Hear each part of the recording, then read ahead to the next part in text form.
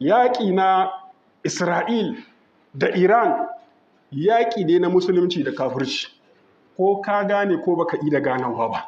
Sannan kuma Iran, ko baka san Allah ba, baka taɓa sallah ba, in dai kana rayuwa a duniyan nan ka yi 'yan shekaru, to ka tabbatar da cewa in ana tambayan musulunci, ina musulunci yake, babu wanda zai cewa a ta Isra'il a nemo shi.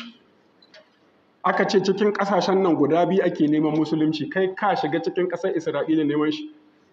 Ba za ka shiga ba. Kowace irin giya ka sha, ka haɗa da burkutu da kowace kalar giya, duka ta burkuce ma ciki ya zama burkutacce ne kai. Wallahi in dai ana neman musulunci, ba ka yarda ka nufi inda Isra'ila take kace musulunci kake kwankwasa kake nema. Amma ko diyan da goma ta lalace ta biyar albarka, kuma da baki kirin Bahaushe ya ce gwara baki. Saboda haka 'yan shi'an nan da kake jin bakin ciki in ka tuno da aƙidinsu, kana jin bakin ciki kamar ya ƙona ma zuciya, sun dai hidan dama kuma sun yi kusa ga musulunci akan waɗancan. Ayar Qur'ani ƙarara Allah cewa ya latajidanna ashaddan nasi adawatan lil ladina amanu yahud, ko an rawafid ne wurin. Latajidanna ashaddan nasi adawatan lil ladina amanu yahud, ko ashi'atu ne wurin. Allah ya ce wallahi za ka samu wanda suka fi tsananin ƙiyayya ga musulmai su ne wa Yahudawa. Sai Allah bai ce 'yan shi'a ba, kuma ya san da su.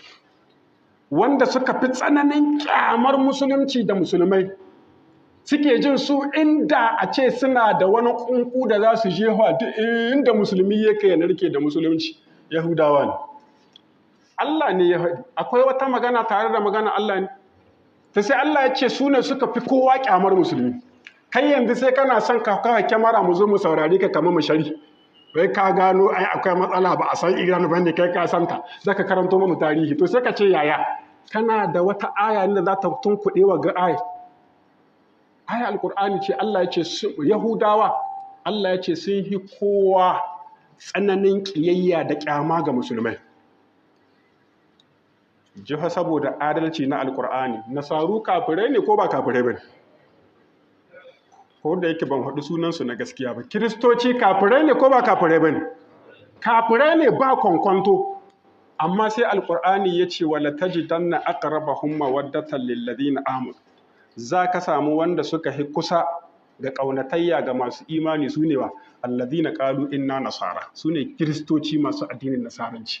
Allah ya ce su sun hi kusa ga masu imani kuma sun hi nuna ƙauna da soyayya, sun hi sauƙi. Shi Allah ya san dukkaninsu kafirai.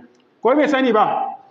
Allah bai san suna cewa Isa Allah ba, bai san suna cewa wannan kalmai Allah yana son ta, amma saboda shi Allah alƙali ne mai adalci, sai ya ce wanda suka hidan dama ga masu imani su ne nasaru kiristoci, amma wanda suka yi tsanani da bakar adawa ga musulmai su ne Yahudawa.